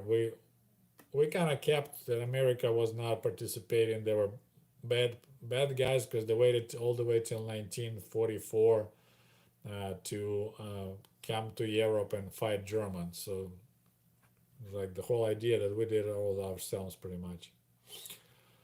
Okay, I told you the Soviets. So initially we weren't scared of Ronald Reagan, but then of course everything got so much worse with the Star Wars and everything else. So yeah, that was pretty ugly. That was, I think, the worst time is when the Reagan called Soviet Union the evil empire and all that. I was really concerned at that time, and being a kid, being concerned about nuclear war, I know it's pretty bad. Oh, we got some people from Hawaii. Greetings. We got Cassandra, said she likes my channel. Thank you. Your thoughts about Oleg Buzina? No idea who's that guy. I already answered about Ireland. Moving along. I guess my comment about shoes got a lot of people fired up. I'll be wrapping up in about 10 minutes. I still hope to go for a run. I'm trying to run 50 miles per month and I hope to do 630 miles per year, which will make 1,000 kilometers. So I'm at the 34 miles for this month, so I need to run. I think it's supposed to rain around 5 p.m. here in Michigan. So we're gonna wrap up. I think I got enough money to buy a nice new pair of running shoes. Thank you, comrades. I appreciate that. How did you view space program in the USSR? I was very proud. Now, of course, my attitude changed a lot because it's like I don't know how to explain. Picture if you ever see a bodybuilder. Hold on, just try to show you. So you see a guy who only has one huge. Mine is not that big, but it's there, right? So you see the guy. He only has this huge left arm with this giant muscle, and the rest of the body like this thick. It looks really not right, right? It looks weird. Well, this is kind of Soviet Union. We had this amazing space program, and then people were using outhouses and wiping their butts with the newspapers. This is kind of like I see it now. Back then, I wasn't paying attention. It was like, yeah, that's what we do. We go to outhouses and we wipe our butts. So you read the news in the paper. Oh, look, we launched a new satellite. How awesome! Now I'm gonna use that and wipe my butt. So yeah, my attitude towards Soviet space program changed a lot. But I guess I get westernized. Maybe I'm becoming more. Uh, it's more about people, not the government achievements. What kinds of appliances and furniture did you have in the USSR? Refrigerators, yeah, that's another good topic to discuss. There were no dishwashers. Hardly anyone had the washers for clothing. Definitely no dryers. Everything was on the rope like Amish people. But we had a awesome space station. But yeah, I'm collecting information about appliances, so that's also on my list. Cassandra asking, how do you view Eurasia now? I'm not sure what you mean in that question. Eurasia, like Russia, because the Russia is in Europe and Asia. Have you seen Russian movie Admiral called? Uh, if it's about Kolchak, I don't think so. There was a movie about, maybe it was about him, Admiral, because yeah, I think I watched it. It was pretty good. I mean, of course, everything which was against Soviet Russia, Kolchak was a bad guy, so we didn't know a lot of information. I need to watch again. It was a while back. Okay, we got another donation. Thank you so much. I appreciate your explanation of Russian words in your recent videos. I also plan to get your book on Amazon Kindle. Thank you so much. Thank you. Yeah, I was wondering how annoying it is for you guys that I have a little short lessons of Russian language in the beginning. I got some positive comments. In my latest video about Soviet mail actually had a zero dislikes, so I assume it's kind of you like it. And if you're trying to learn about Soviet Union, knowing a little Russian language vocabulary would be good, because when I drop an explanation, hey, if you have blood, I don't need to explain what it is, because hey, and you'll be like, yeah, I know what you're talking about, buddy. So thank you. I'm glad that you like that I add Russian language, a little short language, because I think it will help to develop understanding better. If people have a specific words for something that no one else knew was going on, I think it tells you something. Okay, moving along. Do you think if Soviet Union had continued, would standard of living increased? No, because Soviet Union was basically running out of steam. I mean, we started having inflation issues by the end of the 80s, so the whole financial system started collapsing. Then they ended up just freezing all our savings. So it's not like Soviet Union was doing great and then collapsed. It was, as I said, tree core was rotten. It was just about wind started blowing, its whole thing collapsed. Sorry, we just lost a little life, but we started having quite serious problems in financial system. So yeah, that's okay. Let's see if we can answer a couple more questions. We got about two. I got reset apparently, but we have about 5 minutes left. Sorry about that, but I think I lost connection for a quick second. Kolchak. How was nightlife in the USSR?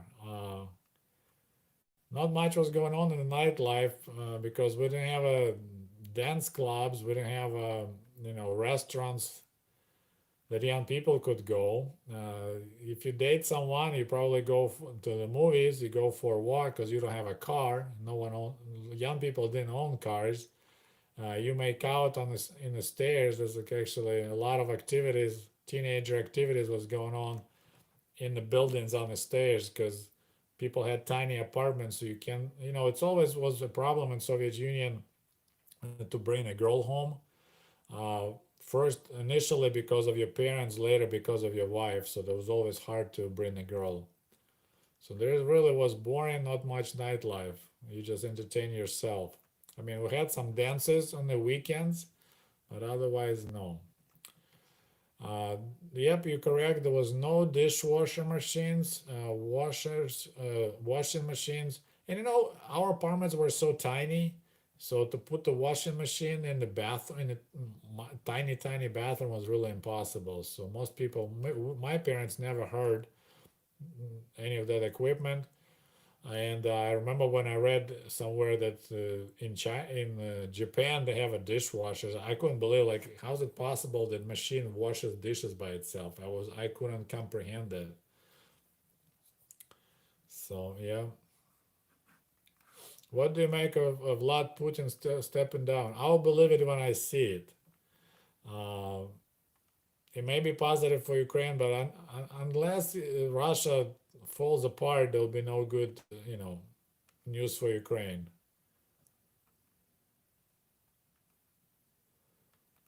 Okay, let's see what else I got. People mentioned Russia. There's a lot of Soviet movies right now on YouTube. I strongly recommend for you guys to watch it. Um, so yeah, Mosfilm, MOS Film. If you subscribe to them, they put in a lot of their stuff out there. Tons of good movies. Uh, so, all right. Okay, well, I think we are gonna wrap up. Thank you so much for joining me. It was fun. We had 166 likes. And see if anyone who didn't put like, let's put the like, see if we can hit it 200. That'll be fantastic. People saying, let's do more short lessons in Russian language. It's definitely, I decided we'll do it. If it's a topic, got 174. Okay, we need to do 200. See, whoever didn't click on like, please do it. Sergey, how accessible were motorcycles like Ural in the Soviet Union? They were pretty expensive. I don't know about accessible. People had them. Uh, I don't think it was in such a high demand like cars, but in the villages where mostly had people had those Ural motorcycles, like Dnieper motorcycles, and in the cities people had um, cars. I didn't see a lot of motorcycles in the like Ural type in the cities. I asked for 200 likes, but it looks like some people trying to do $200. Since you're talking about dating, how easy was to book a hotel to spend the time with your boyfriend? Not easy. Hotels, we didn't have a lot of them. They usually were in the center of the city. Uh, I don't think that was a popular thing to do, and usually, yeah, I never heard anybody booking a hotel to have some fun in a hotel. That was, I never heard anything like that. I know people do it here, but yeah, usually it's people or they go out if it's a summer, maybe go somewhere out in the woods. I know one girl that had her first encounter, first sex out in the Lesopasadka. She brought, some sheets and some drinks, and they had fun, and that's how she became a woman. Okay, we got another donation. Thank you so much. I recommend Legacy of Ashes book about CIA. In short, CIA did not know USSR would collapse until it did. Book states most Soviets saw it coming. I was telling my parents, let's pull the money out of our savings account, let's buy dollars. But my parents told me, don't be silly. The government won't, нас не обманет. Даже не знаю how to say in English. So government won't cheat on us. And my parents lost 5,000 rubles, money they saved for 20 years. So there's a lot of good comments. People like my lessons of Russian, so we'll keep that. Were you sad in 1991? No, I was extremely happy. I was only 20. I see the uh, walls collapsing. I saw opportunities I could travel and see the world because that was not possible in Soviet Union. So I was excited when the Soviet Union went down. I'm sorry to tell you that, but that's what it was. What year did you immigrate? I came to America. If you read my book, I came to America in 1995 on exchange program. I worked in a summer camp here in Michigan. It was a quite interesting camp. I worked with inner city kids from Chicago, which is ghetto. So yeah, it was a quite a learning experience. So in '95, I came first time to America. I came four times total. In 1998, I stayed here. I met my wife on a blind date, and I'm stuck here since 1999. So here we are. And there are some quotes from this book. So, anyways, thank you so much for joining me. It's actually we're celebrating 28,000, not 20, sorry, 48,000 subscribers.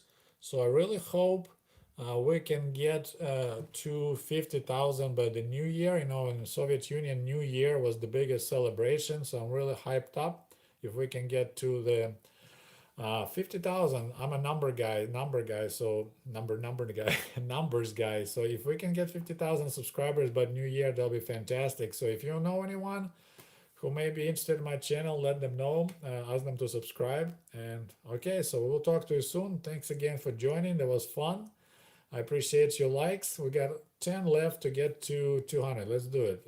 Anybody who didn't click like yet, we need 9 likes and we can get to 200. I'll drag my butt so we can get 200. 8 left. Somebody said traitor. I'm not sure about me or not. No waste in the USSR. We need 7 likes. Not much because we didn't have single-use bottles. Not single-use. We didn't have any tampons. We didn't have any diapers. So life wasn't fun, but that was definitely clean. We need 5 likes.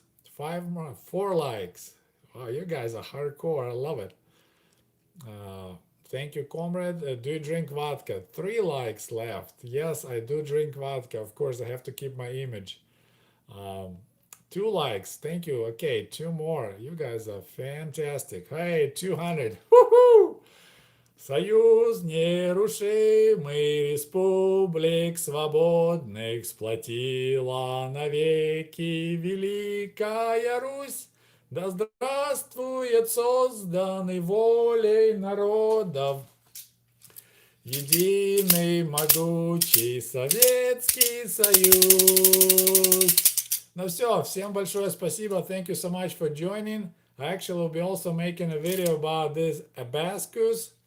I ordered one from Ukraine. It turned out way smaller than I thought. That we're gonna learn how to count using abacus. So thank you so much for joining, guys. I'll talk to you soon. До свидания. Goodbye.